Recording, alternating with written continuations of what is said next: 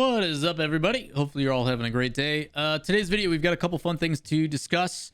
First things, we've got the makings of a potential show match between North America and Europe. Obviously, there's a lot of trying to figure out what the heck we're going to do in replacement of there being no LAN. And it looks like some players like to talk a little bit. And it looks like we might possibly have two teams coming together. We'll talk about that one in a little bit. We've also got a team already disbanding, a team a lot of people have actually forgotten about, and just some good sentiments coming from one of the players as well. So lots to talk about in today's video.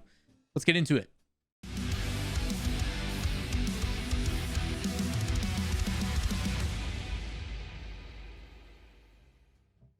What is up, everybody? Lawler here, your inside source for all things Rocket League. We got some fun stuff to talk about today. A little bit of news, a little bit of show matches in the making, hopefully, to kind of give us that LAN fix that we're looking for, and just some overall other good news. So first things first, to kind of get it out of the way, the only like actual news, we've got Barcelona. If you guys don't remember, FC Barcelona actually picked up a team at one point.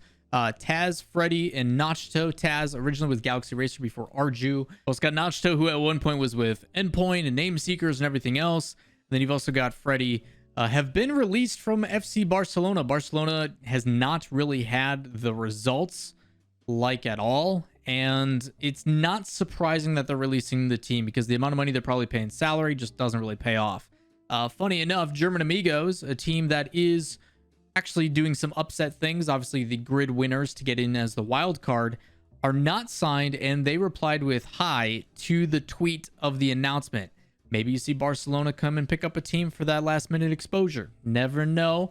But there's some pretty good teams in Europe that Barcelona, if they would like to stick around, can do and go and pick up. So Aether, also another really good one. Don't know if we're going to see too many pickups before the end of the offseason, just because it's kind of coming to an end. But Barcelona, let's go of team. Maybe find a new one. We've seen them do it before. We'll see what happens. Next up, tweets by Retals. I know everybody loves when we say that over here because usually it means drama, but this one's actually just a good one.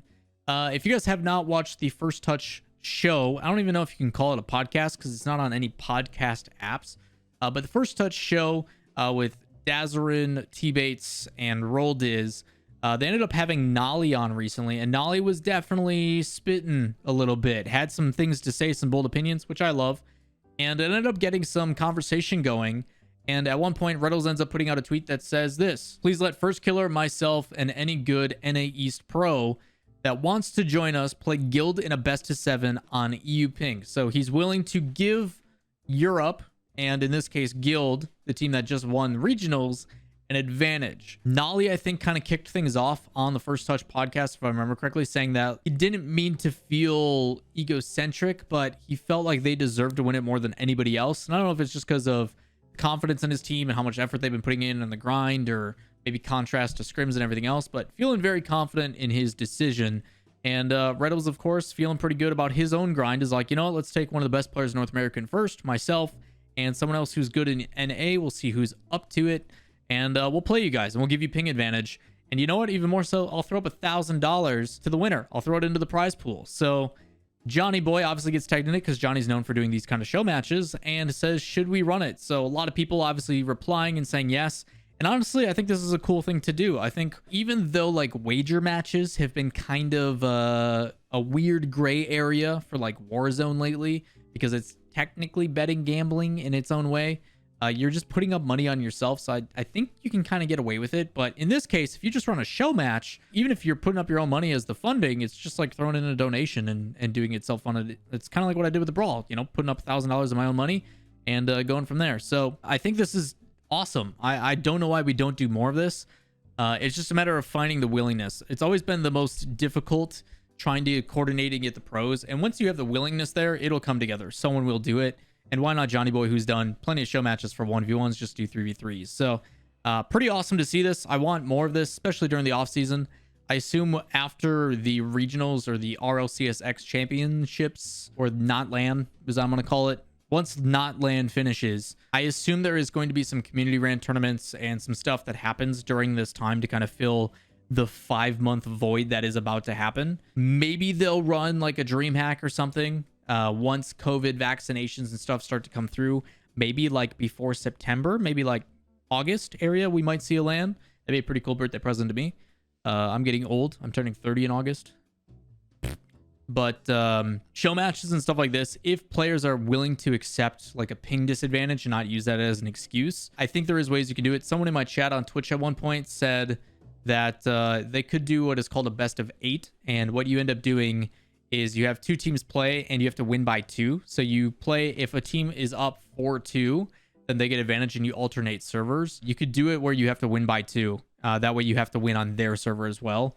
And you just cap it at a certain point or something. I think there's a couple ways you could coordinate ping issues to where you could make it work. It's just a matter of finding the people that are willing to do it. I personally don't want to run brawls anymore. I think they're a pain in the butt. Coordinating it is not fun, but maybe if I keep it as a show match with a very select amount of players rather than trying to get 8 teams worth, and maybe we can do something like that. So let me know if you guys want to see more brawls, maybe show matches and stuff. Maybe we can just ping it and see if there's people willing, EU or NA or otherwise.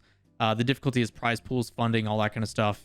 And I just don't have the spare cash to run a prize pool. So maybe we'll figure something out. Maybe I'll try to reach out to some sponsors to see what we can do. All in all, maybe, big maybe, running the brawl was a pain in the butt. As much as people enjoyed it or didn't or whatever it was, it's a lot of work, a lot of stuff that goes into it.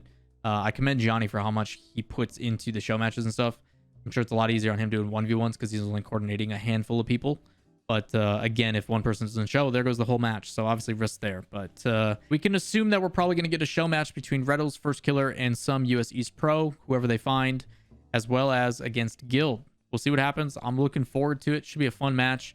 I expect lots of banter and trash talk. Hopefully with the way that Johnny's been doing Salt Mine Underground, hopefully he can get some like interview stuff going and turn it into a little bit more on the production side, which is always cool. So fingers crossed for that. Should be a good time. Last but certainly not least is actually a really positive sentiment from FreaKii. There was a Reddit post about people talking about how they feel bad for a Chronic because a Chronic popped off and they fell short and blah, blah, blah.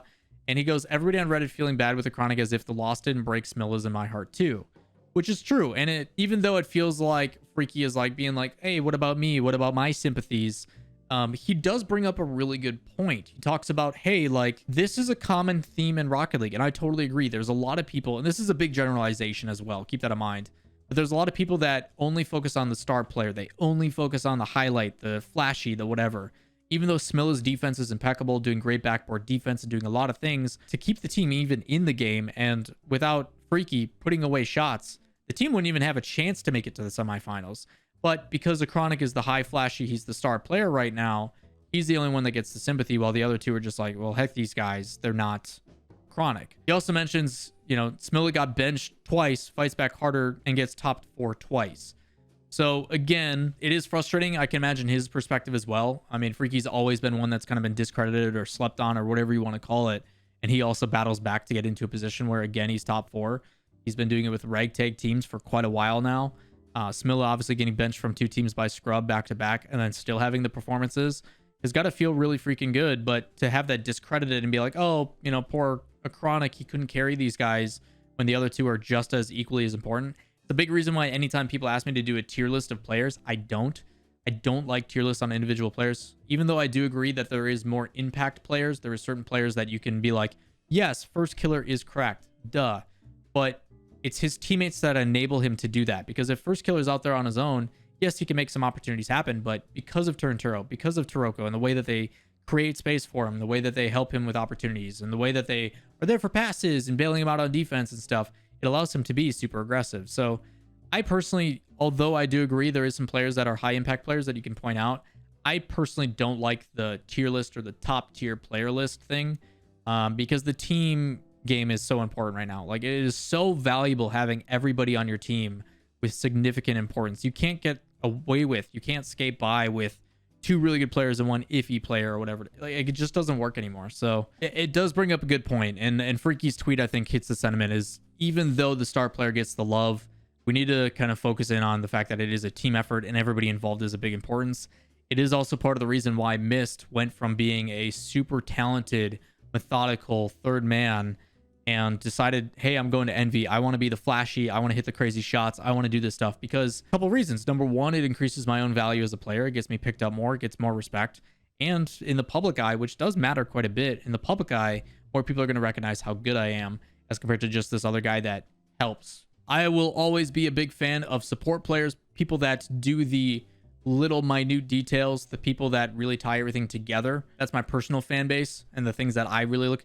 I'm talking about the Archies, Mists of the Past, stuff like that. But the high flashy players will always get the credit. It's the same thing of the subreddit. You look at Rocket League subreddit and it's just like, it's crazy flashy plays, and those ones always get upvoted. That's what people like to see in this game. So I'm here to show support to the players that may not be the high flashy whatever, but they do the grunt work, they do the hard work.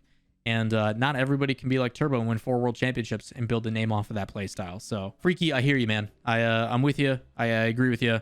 It's just as heartbreaking as it is for Chronic as it is the both of you, if not even more, because you guys are the veterans.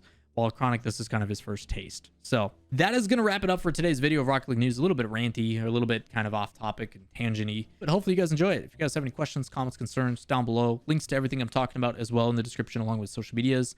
And while you're down there, if you enjoy the content, give it a thumbs up, hit subscribe, turn on notifications. There's still like 60% of you or something like that do not subscribe. Please do so. And we're going to keep trying to pump out content. We'll catch you next time. Peace.